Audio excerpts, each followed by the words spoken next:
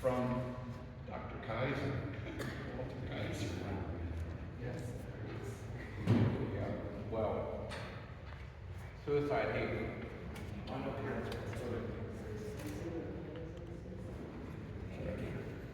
Can you tell the story? When I was in college, all my friends said, well, the place to go to seminary is Trinity, which I went to school, so I came here fearing and trembling. But being the fool that I am, I came a month early to take suicide treatment. For 4 solid weeks, I ate, drank, and slept fever. 4 days, 4 hours a day, Monday to Friday, 3 hours Saturday morning. A whole year of fever, and even a semester of fever exegesis in 4 weeks. Well, I stepped in class the first day, and Walt Kaiser, the Old Testament professor, whizzed through the Hebrew alphabet, and marching on, I never seen a Hebrew letter in my life. My head was spinning, but everyone else in class seemed to be catching on immediately. I thought, I'm in a room full of geniuses. I'm clear out of my element. Of course, later I found that almost all of them had failed and were repeating. So I got like a C on the first quiz, and all kinds of learning notes. That's it, you can do it. Next time I got a B, you can do it. I ended up getting an A. But a week late into this class, which was only 4 weeks, suicide eager, in came a student right off the plane from Japan, who hardly speak English, and of course, he aced the class. So we all hated him.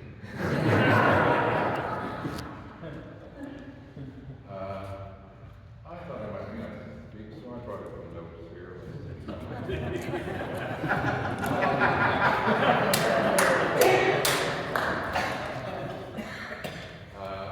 Someone mentioned falling asleep in my classes.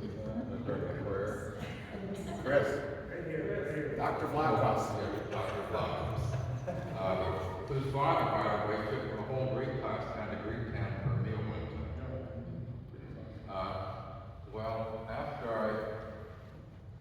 was forced to retire, which I would not have done willingly, I'd still be teaching if I could, I suppose. About a year later, I had a dream that I was teaching the Gospel of John, which I've only ever done once, and that was in India, not at Trinity. And in my dream, I was asking questions on the John chapter 17. And I woke up and I thought, that was a really great class I was teaching in my sleep. Too bad I don't get paid for it. Then I thought, this is a change. It used to be the students were sleeping in my class, now I'm sleeping.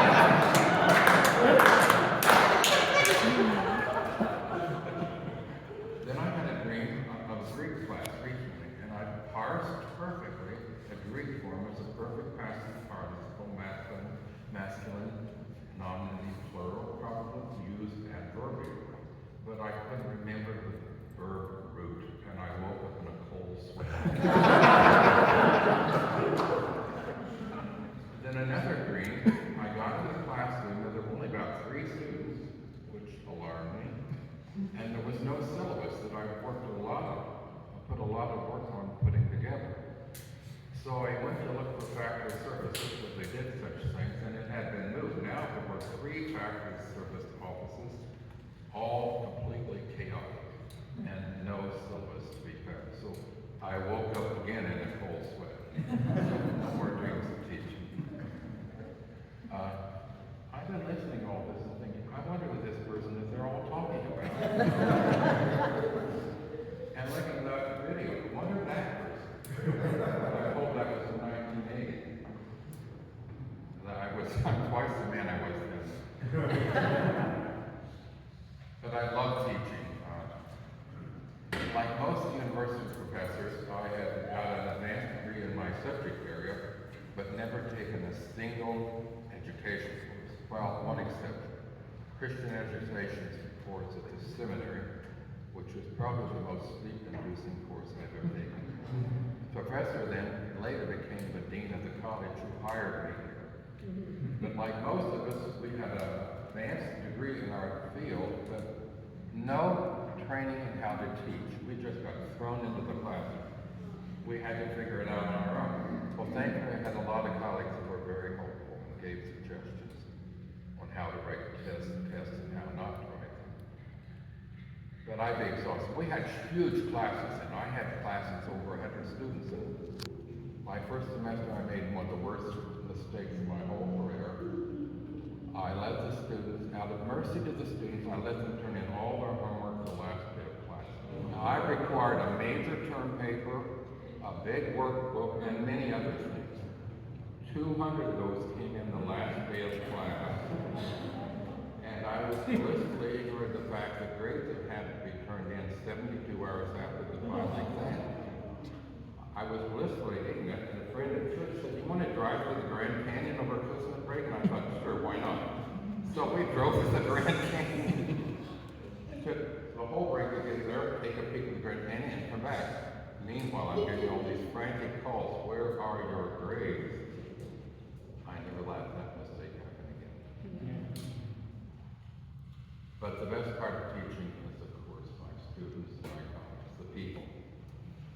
We had, to put it mildly, miserable facilities back then. One of those classrooms that had 100 students in it was also used as the band room. There were students sitting on the grand piano, and there was not room for everyone in any of the classrooms. The students were 3 to a room.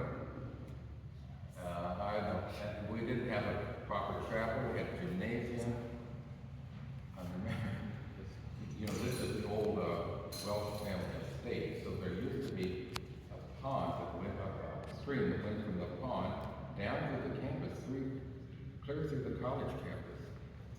And I remember one spring, we got a lot of rain, and some students went out and laid down in that stream and formed a dam. And the water was backing up. I thought it was like a damn fools. Somebody's going to drown in this thing. There used to be lots of good pranks. I think that one of the two best ever. One, somebody put a firefight on its chapel steeple, and nobody ever grabbed it. To this day, nobody knows who did that, at least I don't know. And they had to figure out how to get it down. If you see the chapel steeple left, would come out. The other best prank, I think, was Rick Dunn, who started the Christian ministry. Were you involved in this already? Rick Dunn started the youth ministry program. The weekend of his birthday, he came in Monday to find where his office door had been, and there's no door there. They had put up, you remember that? He had put up wallboard plaster. It looked like it had never been a door there. Rick was so impressed with it, he left it up there for a few days. When I think about my teaching, and anticipate what people might think about my teaching, the verse, the passage that came to me was from Numbers 22. God opened the mouth of Balaam's ass.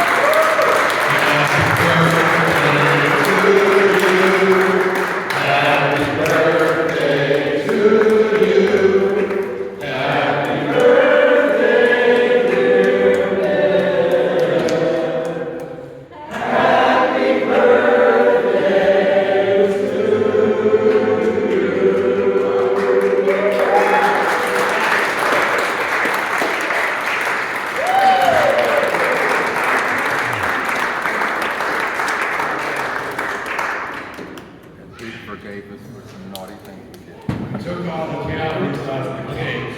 You're all welcome to the slice.